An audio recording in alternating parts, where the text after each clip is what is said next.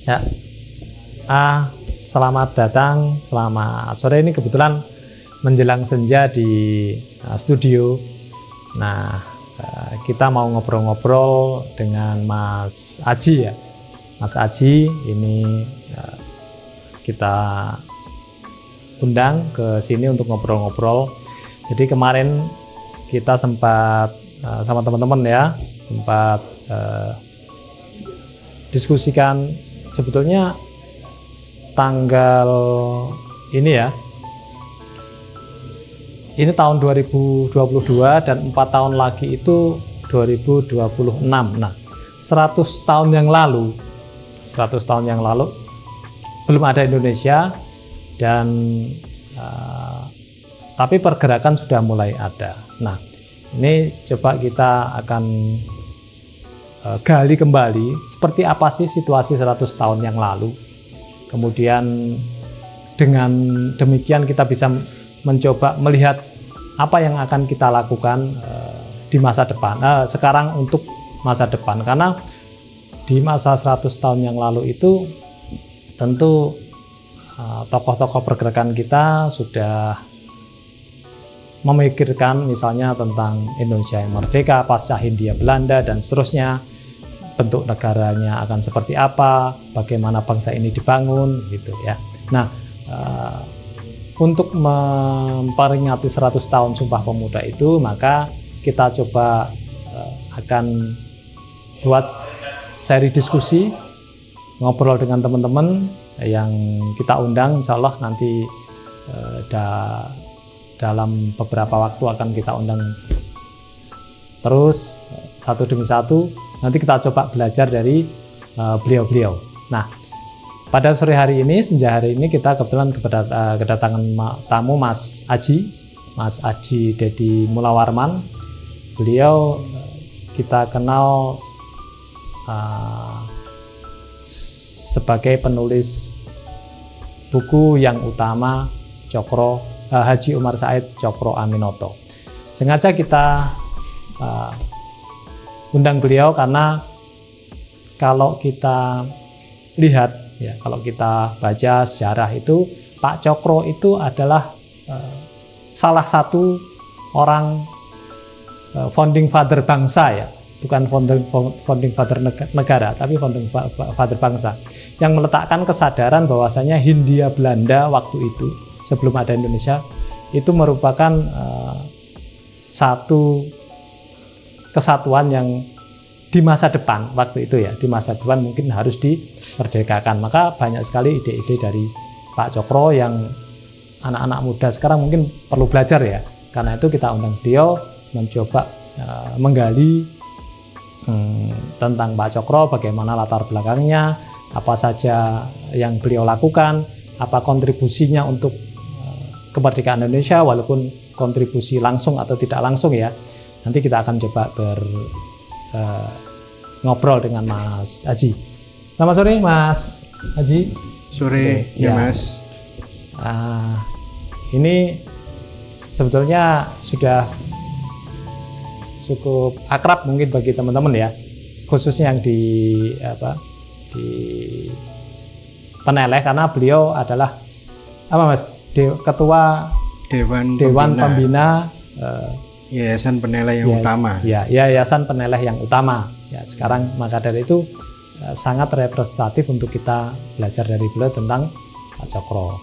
Selain itu beliau juga aktivitas sehari-hari apa Mas? Aktivitas ya ngajar di mana Universitas Brawijaya. Universitas Brawijaya di Fakultas Ekonomi. Ya, di Fakultas Ekonomi. Ya di mana Sekolah Internasional Bani Hasyim Singosari. Oh iya. Ya sama adik-adik Peneleh bicara tentang kebangsaan kita, religiusitas kita, gitu, kebudayaan kita. Itu sih kalau yang hari-hari kita dilakukan. Nah, kalau kok dulu bisa tertarik ini Mas ya? Kok bisa tertarik melakukan penelitian tentang Pak Cokro itu gimana? Padahal kalau lihat latar belakangnya kan jenengan dari akuntansi, kemudian punya sekolah juga. Nah, kok bisa arahnya kok ke Pak Cokro itu kenapa kok nggak ke yang lain misalkan? Ya awalnya itu kan karena disertasi ya. Disertasi, tapi yang disertasinya itu ya agak nakal gitu ya. Ngomong akuntansi syariah, tapi saya mikir bikin akuntansi syariah, mau akuntansi syariah urusan bank terus kan ya. Saya mikir akuntansi syariah itu nggak mungkin tidak, pasti harus hidup dari ruang-ruang yang nyata di masyarakat. Nah, waktu itu akhirnya mau nyari informan gitu ya untuk riset gitu ya. Riset mikirnya 3 waktu itu. Yang representasi umat Islam itu kan ada NU. Ya. Maka saya nyari pemikiran-pemikiran NU, Yai Hasyim Asy'ari. Kemudian turun kemana-mana sampai Gus Dur dan lain-lain. Ya. Tapi kok yang bicarakan ini udah banyak gitu ya. Terus yang kedua saya nyari Yai Ahmad Dahlan, Muhammadiyah gitu ya. Ya mesti tetap dipakai dalam riset saya disertasi itu. Kemudian saya dapatlah ada satu organisasi besar yang dulu itu malah sebelum Muhammadiyah dan NU itu hadir. Itu yang menyatukan Islam tradisional dan modern itu ada SI. Nah, tokohnya itu Haji Umar Said Cokro Aminoto. Saya biasa manggil beliau itu Pak Cokro. Cokro ya. Sebentar.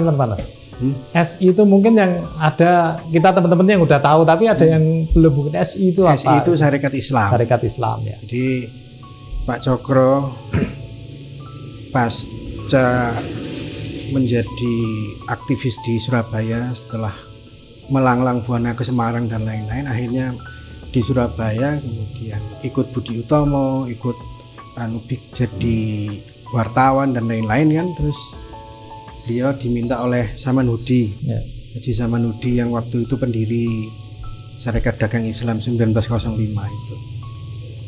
Nah 1911-1912 beliau diminta oleh Haji Samanhudi mbok bantu ini Syarikat Dagang Islam ini karena konflik Cina sama pedagang lokal itu. Oh, sudah sejak dulu Mbak itu Mas ya? Sudah ada sejak 1912 dulu ya? Itu konflik itu sudah ada. Sehingga Pak Cokro bilang, aja daripada dagang terlalu sempit, diluaskan aja sekalian. Syarikat Dagang Islam D-nya dihilangin, jadilah Syarikat Islam. Nah, ya itu kan cerita ya. Tapi waktu saya baca, nah ini masalahnya adalah ketika baca tokoh ini Pak Cokro ini, saya itu kayak kesetrum gitu ya, kesetrum. Orang ini kok cerdas banget sih ya. Di zaman itu ya. Di zaman itu kok sudah punya buku, punya tulisan, punya koran, punya macam-macam, gerakan jutaan orang. Bahkan beliau itu kan sampai dibilang de Ongkronde Koning van Java. Oh, gitu. Jadi Raja Jawa tanpa mahkota. Wah itu kan, ini kok hebat ya aku ya. Nah dari situ saya mulai nyoba nelusuri. Ya memang sih, ya enggak tahu ya ini nek jari wong Jawa itu nek nganggo ilmu titan itu nggak mungkin saya itu bisa connect dengan berpikirnya Pak Cokro kalau masa lalu saya tidak ada yang terkoneksi. Ini orang wong Jawa gitu ya. Nah ternyata abah saya almarhum Haji Said Abbas itu dulu itu orang SI. Nah di rumah itu ternyata banyak koran-koran SI, kemudian buku-buku Pak Cokro itu. Dulu sering dikirimi oleh Pak Rustam Harjodipuro itu rumahnya di itu loh, Jalan Bandung itu loh.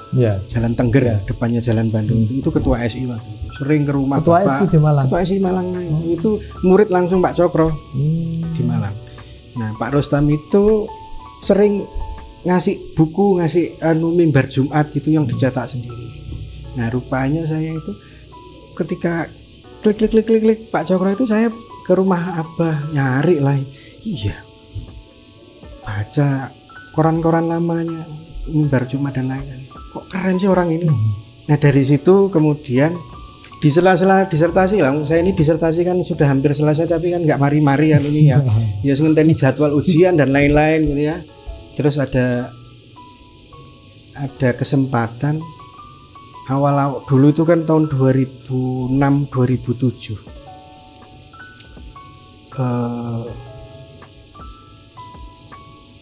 awal-awal blog. Oh iya, blog internet itu kan blogspot, ya. WordPress gitu ya. Saya bikinlah cokroaminoto.wordpress.com. Ada juga saya bikin ajidedim.wordpress.com, tapi salah satunya cokroaminoto.wordpress.com. Kemudian karena saya juga punya sekolah, teman-teman di guru-guru di Bani Hasyim itu saya minta masuk kurikulum. Anak-anak itu nggak cukup hanya ke Blitar, ya. sowan ke Pak Karno gitu. Kurikulum kalau sudah kelas 5 SD itu wajib ke rumah peneleh di Surabaya. Oh iya. Ini. Singkat waktu, karena WordPress itu masih jarang dan koneksi makin banyak yang ingin tahu gitu, ketemulah sama keluarga Pak Cokro tahun 2007-2008 ini via email dan lain-lain. Nah dari situlah interaksinya makin kuat. Nah, oke, Mas, kita setback dulu ya. Nah, itu pengalaman Mas Aji kemudian bisa nyambung ke Pak Cokro ya. Terus sebenarnya Pak Cokro ini siapa sih, Mas? Kok bisa sampai jadi raja tanpa mahkota? Apa lelakunya dan seterusnya? Nah, siapa? Beliau itu siapa sebenarnya? Beliau itu kan sebenarnya anak dari wakil bupati. Ya, wakil bupati. Kemudian di Madiun. Ya.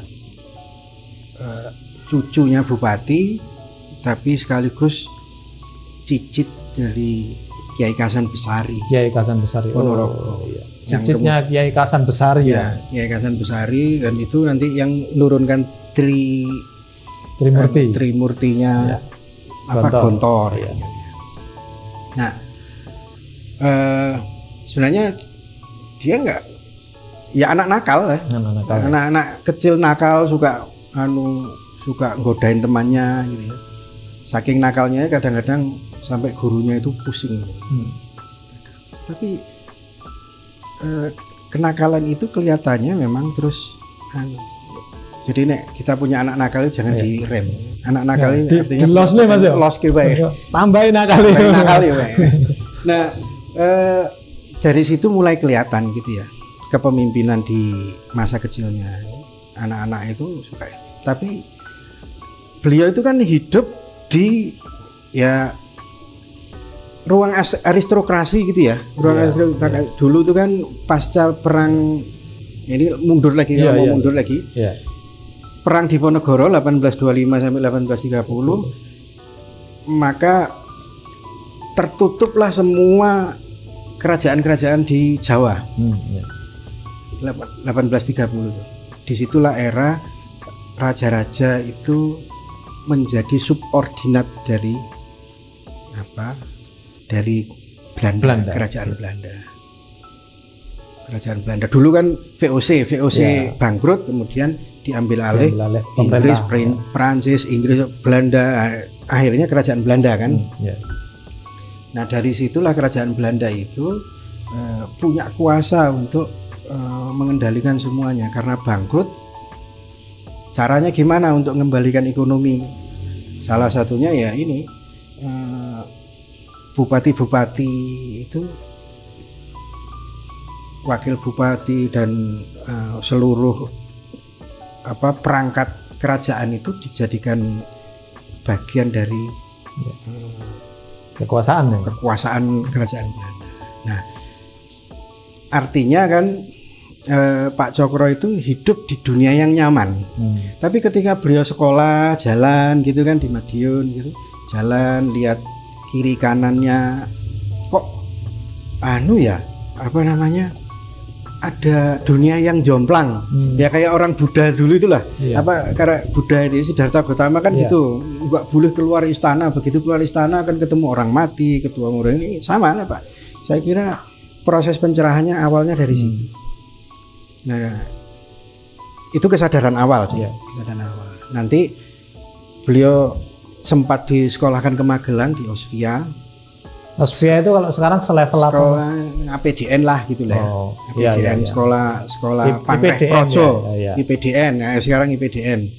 Sekolah Pangreh Projo nanti jadi administratur. Itu pasca 1901 kan ada politik balas budi. Padahal sebenarnya itu bukan politik balas budi, politik untuk menggerakkan ekonomi dan politik lewat budak-budak. Kapitalistiknya Belanda itu jadi nyari staf yang agak gampang gitulah, staf administrasi, staf akunting dan lain-lain. Dari pekerja lah ya. Pekerja. Disekolahkan sana 3 tahun, kemudian nanti ya mimpinya bapak ibunya kan nanti akan Pak Cokro pasti akan jadi bupati apa jadi. Nah di situ nek nonton film itu kan kelihatan juga. Nah waktu lulus dari Osvia balik ke Madiun kerja di Ngawi jadi stafnya orang Belanda, pusing dia. Iki sing jenenge orang Jawa itu suruh menunduk-mundur gitu ya. Aku iki sing duwe negara malah aku iki dikongkon dadi budak. Nah disitulah mulai perlawanan kesadaran jiwa kedua, pemberontakannya muncul. Akhirnya bentrok sama bapak mertuanya yang bupati. Berani Mas ya? Berani. Bentrok sama mertua? Berani. Langsung minggat. Keluar dari pegawai negeri kalau sekarang.